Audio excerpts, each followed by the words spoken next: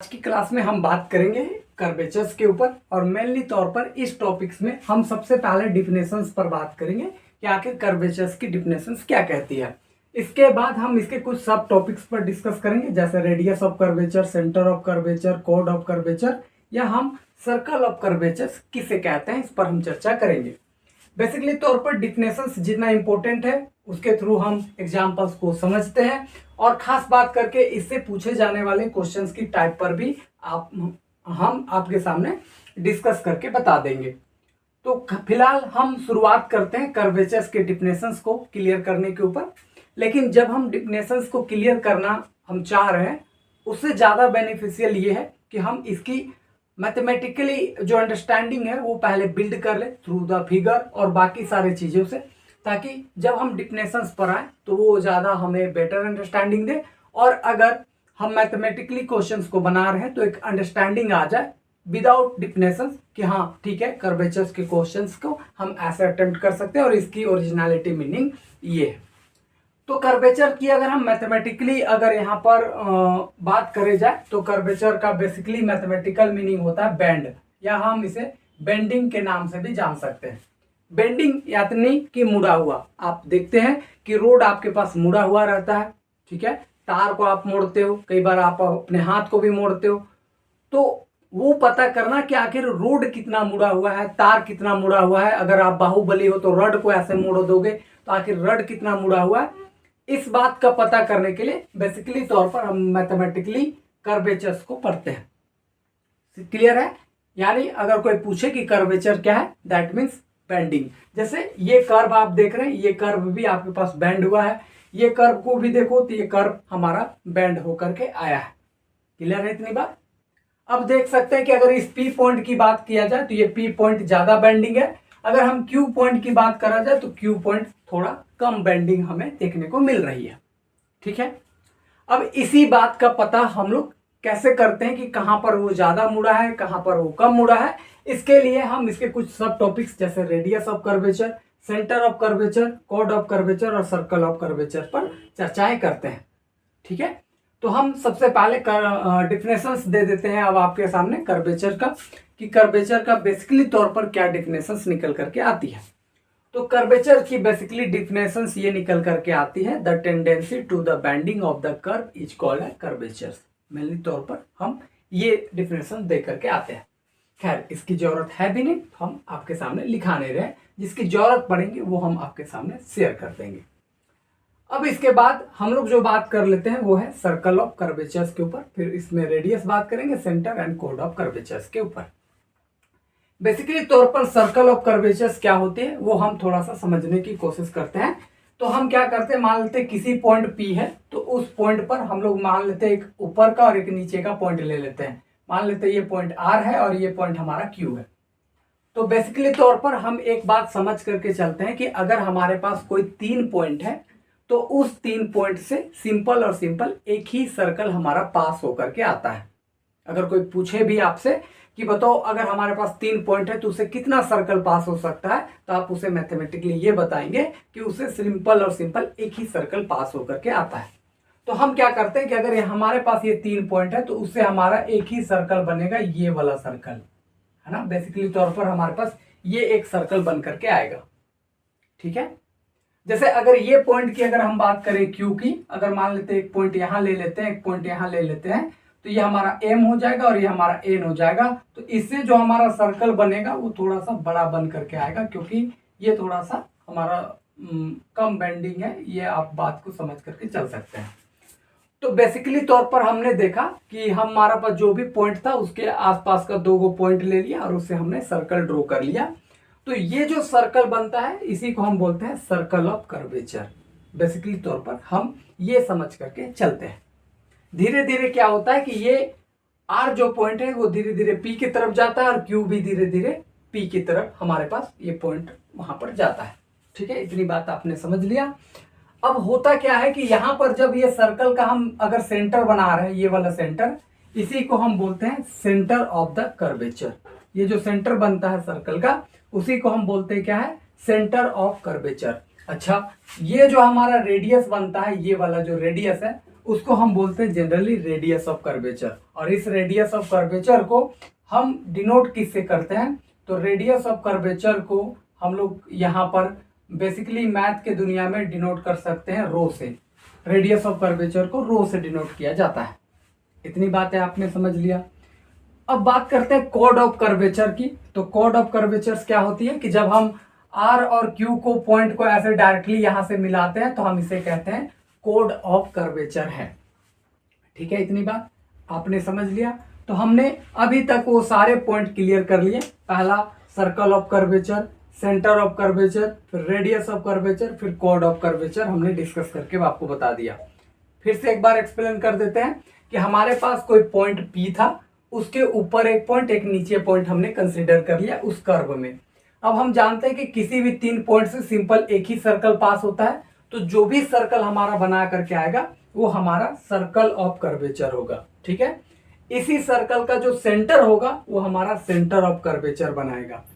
तीसरी बात, जो हमारा इस सर्कल का रेडियस होगा वही को हम रेडियस ऑफ कर्वेचर कहेंगे, जिसे रो से डिनोट करेंगे। ठीक है, इसी सर्कल के थ्रू जो 2 पॉइंट को मिलाने वाला जो कोड बनेगा उसे हम कोड ऑफ कर्वेचर कहेंगे। इतनी बात हमने समझ लिया है। बात इतनी क्लियर हो गई। डिफिनेशंस आपको जनरली एग्जाम हॉल में कभी भी पूछा नहीं जाता है, लेकिन फिर भी लास्टली हम आपको इसकी डिफिनेशंस दे देंगे।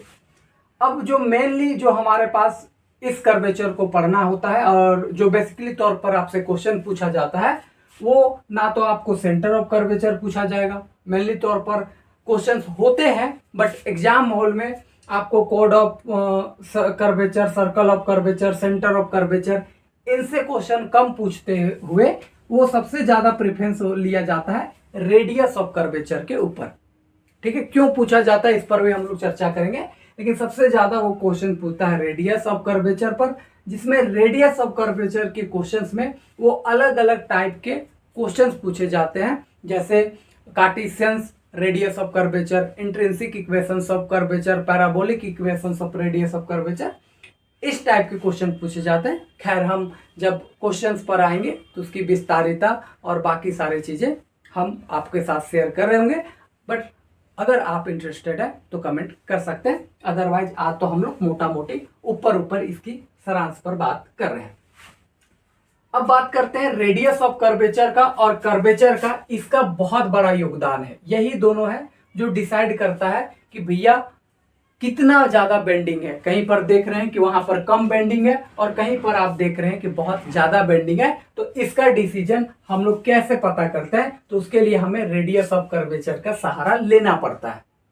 यानी अगर कोई रोड ज्यादा बेंडिंग है तो हम रेडियस ऑफ कर्वेचर के थ्रू ये पता कर सकते हैं कि उसकी ज्यादा बेंडिंग है। दूसरी बात, अगर कोई रोड कम बेंडिंग है तो हम रेडियस ऑफ कर्वेचर के थ्रू ये पता कर सकते हैं कि उसकी बेंडिंग कम है। अब ये कैसे करते हैं, इसके थ्रू हमें एक छोटा सा कंसेप्ट समझने की जरूरत है, और वो क्या है आइए हम यहाँ पर चर्चा करके आपको बता देते हैं। तो उसके लिए बेसिकली तौर पर अगर हम कहें तो रेडियस ऑफ कर्वेचर जो है, रेडियस ऑफ कर्वेचर जो है वो आपके पास, या इसी को उल्टा हम ऐसे कह सकते हैं कि जो हमारा कर्वेचर है,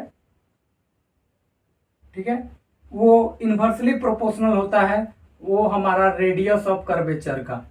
रेडियस ऑफ कर्वेचर का वो इन्वर्सली प्रोपोर्शनल होता है। अब इसका मतलब क्या है वो थोड़ा सा समझा दीजिए सर। ठीक है, या फिर हम डायरेक्टली तौर पर कर्वेचर को क्या कह रहे हैं, बेंडिंग कह रहे हैं, तो इससे भी आप थोड़ा सा समझने की कोशिश करना। देखो होगा क्या कि रेडियस ऑफ कर्वेचर अगर ज्यादा होगा तो कर्वेचर हमारा कम होगा, और अगर ये कम हुआ, रेडियस ऑफ कर्वेचर कम हुआ, तो कर्वेचर हमारा ज्यादा होगा। अब इसको हम लोग नॉर्मली रियल लाइफ के एग्जांपल से समझते हैं कि रेडियस ऑफ कर्वेचर अगर बढ़ेगा, रेडियस ऑफ कर्वेचर बढ़ेगा तो बेंडिंग हमारा कम होगा, और अगर रेडियस ऑफ कर्वेचर कम होगा तो बेंडिंग हमारा ज्यादा होगा। यानी उल्टा काम करेगा, ये कम होगा तो ये ज्यादा होगा, और ये ज्यादा होगा तो ये कम होगा। यही बात आपको समझ करके चलनी है। एक सेकंड। तो बेसिकली तौर पर इसे हम फिगर के थ्रू भी समझने की कोशिश करते हैं। आइए हम आपके सामने समझा देते हैं कि कैसे हो रहा है। सबसे पहले थोड़ी सी इस फिगर को हम मिटाते हैं और आपको चीज़ों को समझाने की कोशिश कर रहे हैं। ठीक है, मेनली तौर पर ये हमारा फिगर बन करके रेडी है और यहाँ पर हमारा ये फिगर बन के बना है। तो ये हमारा सेंटर हो गया और जब हम इसे मिलाएंगे तो ये हमारा रेडियस ऑफ कर्वेचर हो गया। ठीक है, अब जरा सा देखने की कोशिश करना। इस वाले में जब हम 3 पॉइंट लेकर के काम किए तो यहाँ पर जो सर्कल बन रहा है वो सर्कल छोटा बना, जबकि यहाँ पर बात करेंगे तो सर्कल थोड़ा सा बड़ा बन करके आती है। ठीक है, मेनली तौर पर हम ऐसा कंसीडर करते हैं कि भैया यहाँ पर आप देख भी लो कि अगर ये तीनों पॉइंट को ऐसे मिला करके एक सर्कल बनाया जाए तो वो सर्कल थोड़ा सा बड़ा ही बनेगा। क्लियर है इतनी बात। अब यहाँ पर जो रेडियस ऑफ कर्वेचर है, ये रेडियस ऑफ कर्वेचर को थोड़ा सा देखो, ये रेडियस ऑफ कर्वेचर छोटा है। ये रेडियस ऑफ कर्वेचर क्या है? छोटा है। तो रेडियस ऑफ कर्वेचर जब छोटा हो गया तो बेंडिंग क्या हो गया? ज्यादा हो गया। देख लो यहाँ पर थोड़ा ज्यादा मुड़ा हुआ है। अब ये रेडियस ऑफ कर्वेचर थोड़ा बड़ा हुआ तो बेंडिंग कम हो गया, थोड़ा कम मुड़ा हुआ है, क्यू पॉइंट पर थोड़ा कम मुड़ा हुआ है। तो बेसिकली तौर पर हम इस बात से समझ सकते हैं कि रेडियस ऑफ कर्वेचर डिसाइड करता है कि कर्वेचर कितनी है। तो हमने आज क्या क्या सीखा? सबसे पहले हमने सीखा कि कर्वेचर क्या है। तो जनरली ये मैथमेटिकली बेंडिंग को बताता है। इसकी डिसाइड कौन करता है? Radius of curvature. यानी रेडियस ऑफ कर्वेचर छोटा है तो बेंडिंग ज्यादा होगा, अगर ये बड़ा है तो बेंडिंग कम होगा। थ्रू द हमने 2 फिगर देख भी लिया। सेंटर ऑफ कर्वेचर क्या है कि उससे जो बनने वाला सर्कल है उसका सेंटर को सेंटर ऑफ कर्वेचर कहते हैं। कोड ऑफ कर्वेचर 2 पॉइंट को ऐसे डायरेक्टली मिलाते हैं, वो code of curvature. Circle of curvature क्या है? जो सर्कल बनता है उसको सर्कल ऑफ कर्वेचर कहते हैं। नेक्स्ट पार्ट में हम कोशिश करेंगे कि इसकी क्वेश्चन और बाकी सारी चीजें कैसे पूछी जाती है उस पर चर्चा करेंगे, लेकिन उससे पहले आपको कमेंट बॉक्स में लिखना है कि हाँ वाकई आपको इसकी क्वेश्चन और इम्पोर्टेंट बहुत सारे टर्म अगर आपको जाननी और भी है तो आप कमेंट करेंगे। तो बेसिकली तौर पर आपके एग्जाम के अकॉर्डिंग हम आपके सामने प्रेजेंट रहेंगे। लेकिन आज हम लोग मोटा मोटी ऊपर इसके डिफिनेशंस और छोटी छोटी इसके सब पोर्शंस को ध्यान में रख करके आज की लेक्चर रिकॉर्ड कर रहे थे। फाइनली उम्मीद है कि ये छोटा सा कंसेप्ट क्लियर हुआ होगा।